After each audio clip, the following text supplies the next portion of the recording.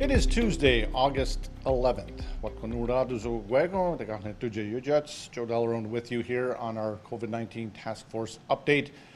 Today, Lloyd Phillips will be in to give us the latest on what the task force is up to. There is a meeting coming up tomorrow of the entire task force.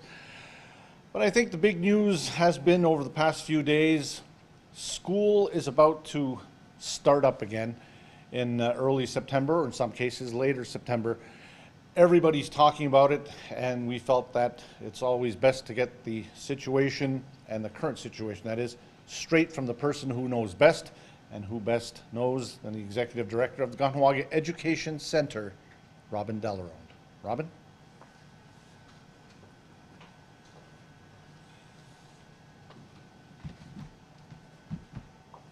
Everyone. I'm pleased to be back here again, and once again I'll be providing you with some information and overview of what has transpired since the past few days since I was last here to talk about the schools reopening. First of all, I'd like to remind everyone that we did announce that we were going to be putting out a survey to parents who send their children to our three schools that are overseen by the Kahnawake Education Center, Kahnawake School, Kahnawake School, and the Kahnawake Survival School. We started the surveys, the calls to parents today, and the surveys and calls to you as the parents will be asking you a few questions, not lengthy. And what we also are expecting is that once you answer the three questions, if there's any other information that you want to know or considerations for us to know of, to please relay that to the people who will be contacting you.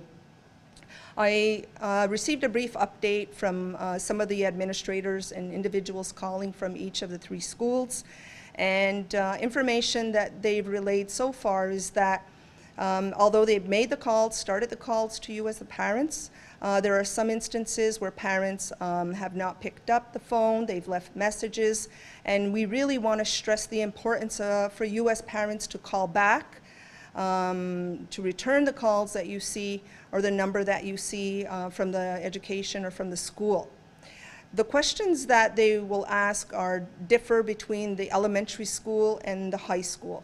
So for example, at the elementary school, as you probably all know, is that we're offering two different options, and they will be asking you about your intentions as we begin to open the doors. One of them is directly asking you, will you be sending your child back to school on site in September? The other question will be asking you whether or not you are exploring or really strongly know that you will be sending and opting for what we're calling the KEC Home Learning Program. In addition to that, once you answer, you may have, as I noted, have some questions, and they're going to be documenting this. In terms of Kahnawake Survival School, what we're providing at this time, as I had stated last time, is we are going to be looking at on-site learning as well as online and remote learning. So with that in mind, majority of the time for most of the students attending will be have them engaged in online or remote learning. But we do understand that individual families, students may have some medical concerns or issues that parents feel cautious about and concerned about actually sending their children to the school on on-site learning days. So those questions will ask you about some of the considerations, concerns you may have, or whether or not your child does have any medical issues that might cause them to not be able to attend on-site learning. And for that, we will definitely be making considerations and alternate arrangements for children who cannot attend at the secondary school level. In addition to the questions that each of the schools are asking you and the information they're gathering from you as parents, we are also supporting the Mohawk Council Transportation Department. In addition to that, we are asking questions specific to transportation and busing services. As I said last time, we are strongly encouraging parents to drive their children to school if at all possible. due to the fact that because of the health and safety guidelines that the buses must implement, capacity on the bus is limited. And also it helps ensure that children are transported to school in as much safe environment as possible. So the questions we will be asking you, in addition to the school-specific questions, will be about whether or not you will be driving your children to school, or whether or not you will require bus transportation. We will be able to compile that information about the bus transportation and provide that to the MCK Bus Transport Department. So once again, I really want you to make sure that you answer the phone calls that are going to be made to you today and as well as tomorrow.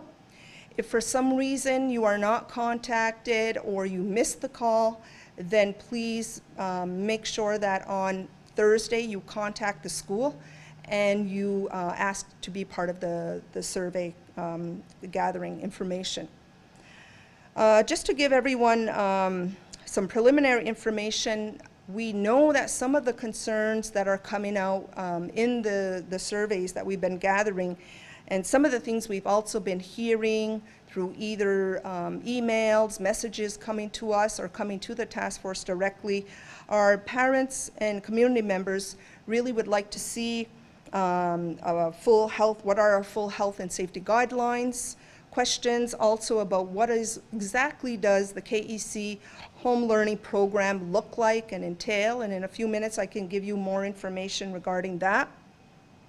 Other questions people are asking are how are special needs children going to be accommodated and serviced and supports provided during either a home learning environment or in on-site, actual on-site learning.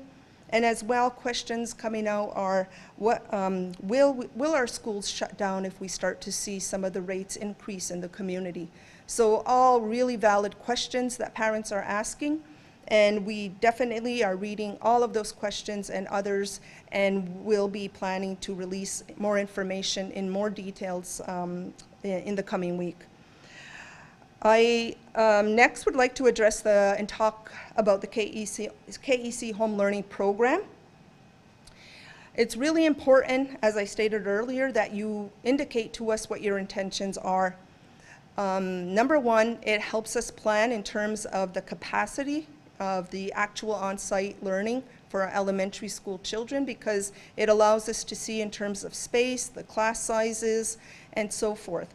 And it also will allow us to better prepare for the KEC Home Learning Program and allocate actual human resources to support that program, because as many of you know, this is something really new for us. And once again, we ask for your patience, we ask for your understanding, because like you, unfortunately, this is some new waters that we are encountering and chartering through. In terms of the home learning program, what we do know so far is that we will have a multidisciplinary team assigned at each of the schools to address that specific program and the needs and communication with parents. We want to really relay and stress to parents and community that this program, that in terms of the actual teaching and implementation and support and actual instruction with the children, that will be entirely, for the most part, at this point in time on the parents to implement. The KEC and our schools will deliver and provide the parents with what the learning outcome or targets are, either for that 2-week period, it could be 3 weeks, and provide that so parents are aware of what are the exact goals, outcomes, targets I must meet. And also, what are the resources? We will provide resources that you can use, or else access and direction and links to resources that you could utilize. Within that program, of course, we're there to support. And of course, what will happen is that it will be scheduled times within the week where either the parents could either connect with, either through Zoom, or other ways of communicating with either the distant learning teacher support or actually the classroom teacher. So we have yet to figure out the exact who would be communicating, but definitely there will be a part where you can speak to someone, you can get guidance from someone at the school, and actually periods of time where we will be setting set periods for assessment, monitoring progress, and noting that and having those good discussions with parents. Like I said, this is the preliminary information that we are building the program from, and more details are going to be coming where we are working on a full homeschooling learning, not homeschooling, but a full KEC home learning program guidelines. So with that, we will, like I said, probably by next week have more information and details to share about that. Next, I really would like to address the other concerns and issues and information that's come to us regarding yesterday's announcement by Education Minister Jean-François Roberge regarding the Quebec school openings and the impacts that that's having on the community and specifically on the KEC. We really want to stress that what was presented yesterday in terms of the ministry and how they will be reopening their schools does not fully align with the direction that the KEC schools are going to be following. We are going to be staying with the preliminary guidelines and direction that we feel is best for our community and for our children, and we are going to stay on the course with what we had originally planned. I'll get more into the specifics about what documentation we're developing and who we are collaborating with in order to build and develop a comprehensive KEC school health and safety guideline. But the impact this has had on us in terms of the Kahnawake Education Center is that we are seeing a rise in requests from parents who specifically more so right now is at the secondary level. We've been getting requests and inquiries about possible transferring to our schools, as I said, more so to the secondary schools. And obviously this is, we understand the concern parents are having who are sending their children to off-reserve schools, provincial schools, and they rightfully so do have these worries. We also have concerns, even within the community, to make sure everyone is safe. With these requests, you must have patience, understanding that as we begin to open our schools in the community with the human resources we currently have, we currently are acquiring more human resources to support the situation we're in. We are developing guidelines. We are developing the layouts, proper layouts for our classrooms that at this point in time, that must be our priority. But we want you to reassure you that our registrar is taking your names. She is guiding people to say, yes, if you do want to register for a transfer to our schools, please fill out the registration form. But it is really important that you do not, in the meantime, pull your children out of their current school. You must make sure that you at least keep them registered in there, in the school. Do not inform them that you are pulling them out, because we cannot make any guarantees at this time about accepting them into our schools. But keep them there. We will put you on our registered list for transfers. Register for one of our schools if that's your intention.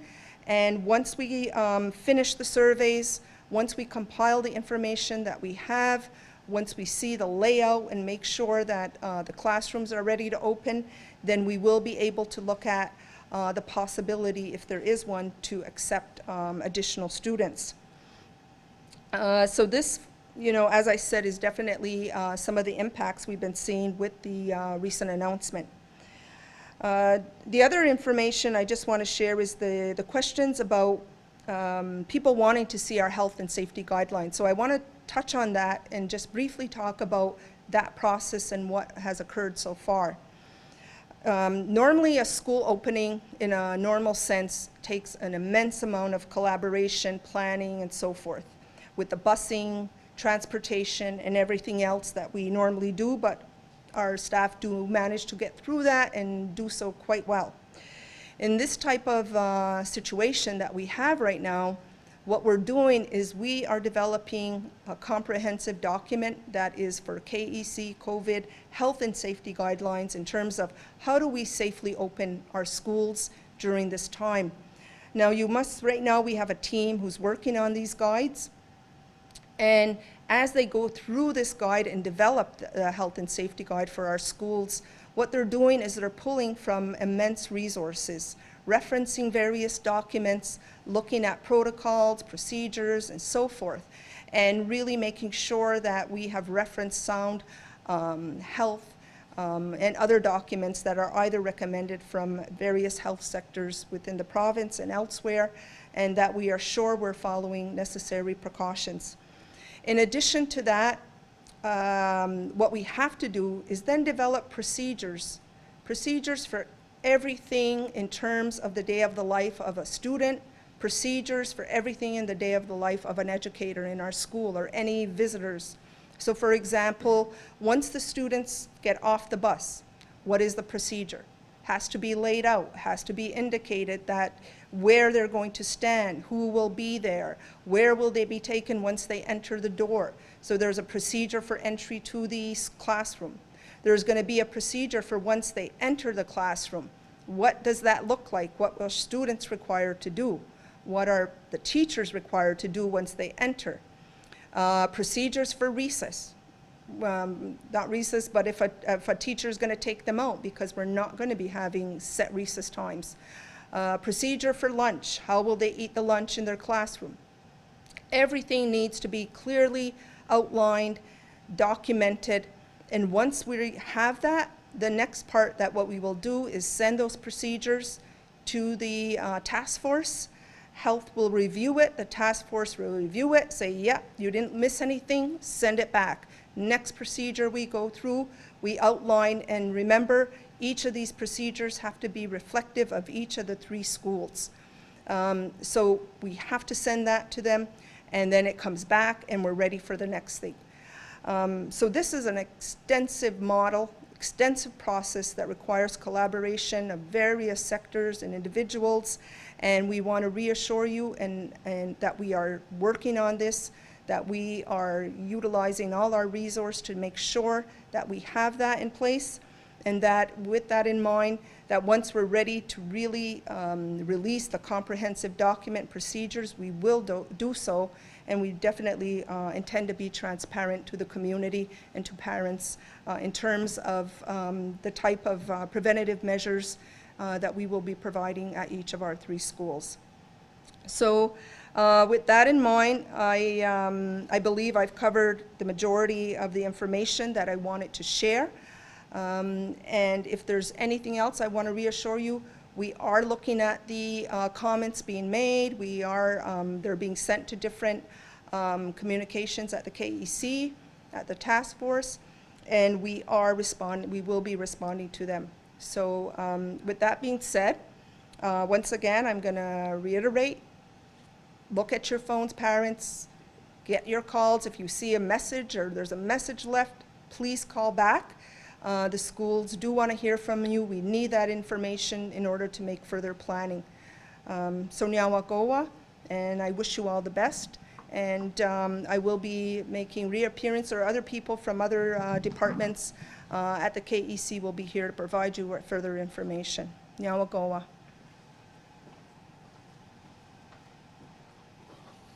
Thank you so much, Robin. I mean, you know, we all have busy lives and busy jobs, but listening to that update just goes to show how much the world has changed and how much work has to be put into all of this. And a reminder that Robin, along with other representatives, are actually sitting on the task force, so it's not a battle of any sort. It is a collaboration at every turn here to make sure that the best is done for our health, the health of our children, and the health of the educators, and the health of everybody here in Kahnawake. Lloyd Phillips will be joining us in just a moment, and he's going to give us a brief update. There will be a COVID-19 task force meeting tomorrow. And as we stated, you know, this is, as of tomorrow, it'll be 5 months since we've been into this now. Started in March, and here we are in August, and it has become the, as we've been saying, the new normal. Well, we have a little video that we're going to show you about the new normal and some of the things that best thing to say is just watch. A little bit of instruction for you for the new normal. Every organization and business should have a health check process in place to screen for COVID-19 like symptoms. If you have symptoms, stay at home. Symptoms most associated with COVID-19 are fever or chills, new or worsening cough, difficulty breathing, new loss of smell or taste without nasal congestion. The systematic screening process will allow to identify and mitigate the risk of transmission. The goal is to avoid further spread by being able to test and isolate the person at risk of infecting others. Testing will allow to confirm a COVID-19 status. The main objective is being able to isolate positive cases to avoid further spread. If confirmed positive, the local public health team will initiate the contact tracing process. This process allows to identify people who are in close contact with someone COVID-19 positive and prevent further potential spread. The team will ask those identified people to be tested and to self-isolate for 14 days. It is recommended to continuously monitor symptoms from home and before going to work. It is an ongoing process. Identify, test, isolate, track suspected cases, and repeat the process.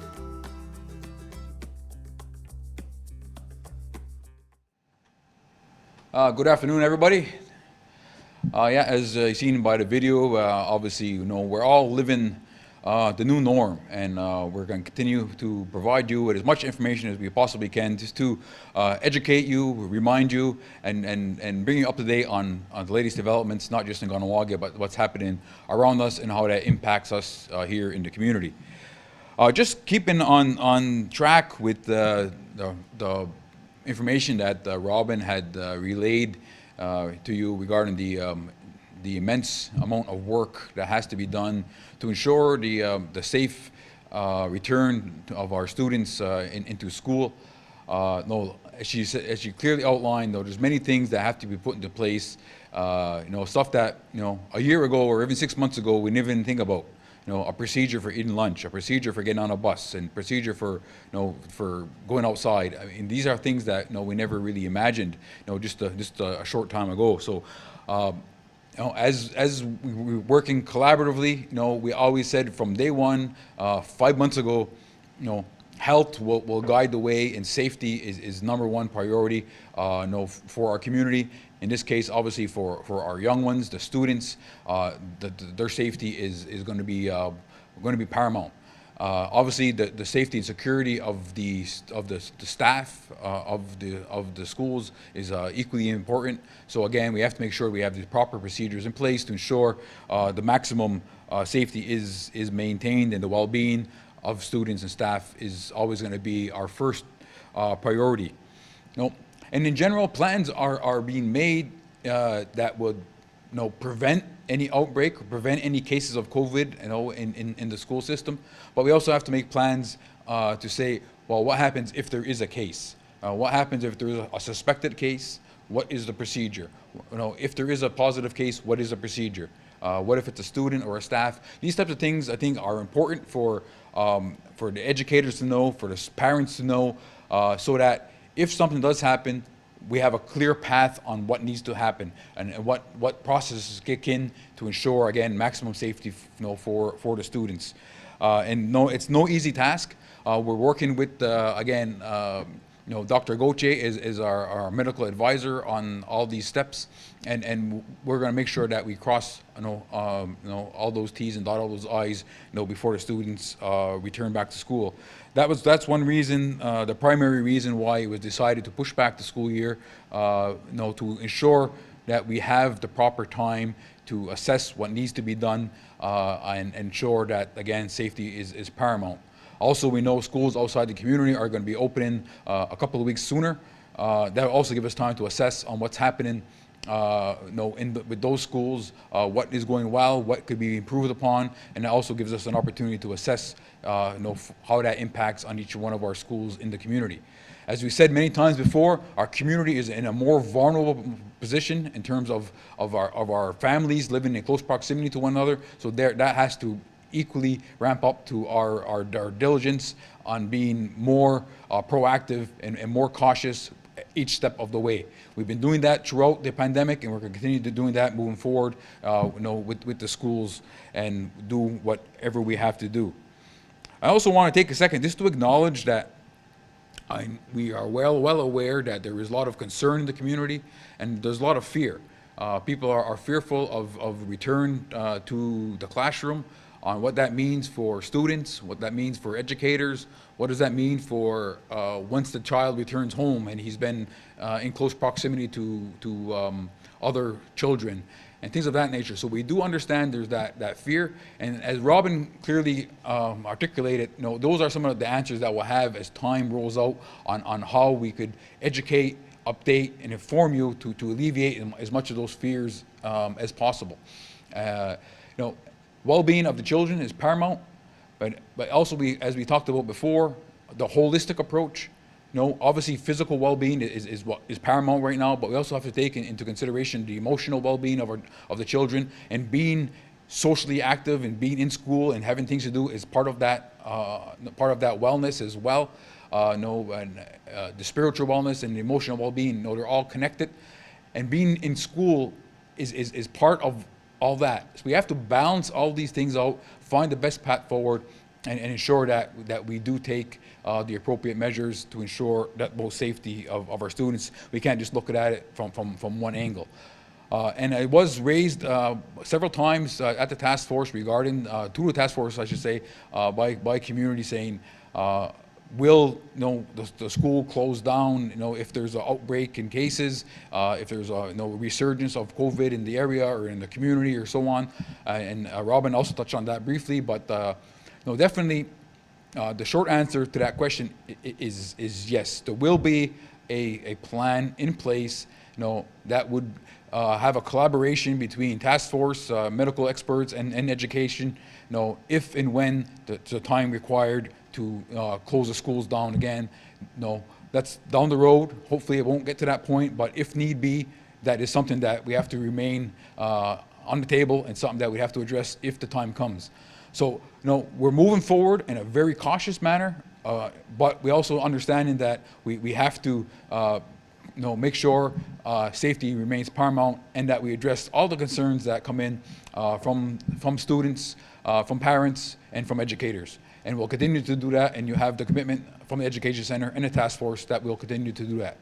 So with that, I'll see if any further updates for Thursday. We have a task force meeting tomorrow afternoon, and I will be here on Thursday afternoon as well. So with that, Kahnawake. Thanks so much, Lloyd. And just a couple of notes that we are expecting some information on.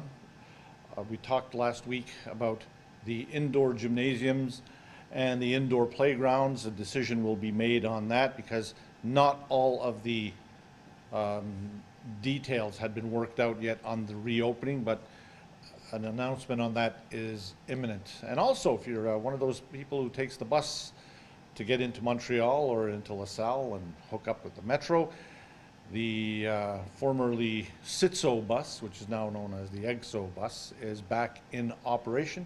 They started yesterday, and since they pass right by my house, I can report that they're right on time, but they're not exactly bursting at the seams with customers. So that's where we're at with that. We'd like to thank you for taking the time to join us this afternoon. It is a very warm day, so we'll let you get back to your lives, your barbecuing, and if you are fortunate enough to have a pool in your yard, use it, because that's where you should be. So take care, and we shall see you on Thursday. Now, go Adano, Kahnawake.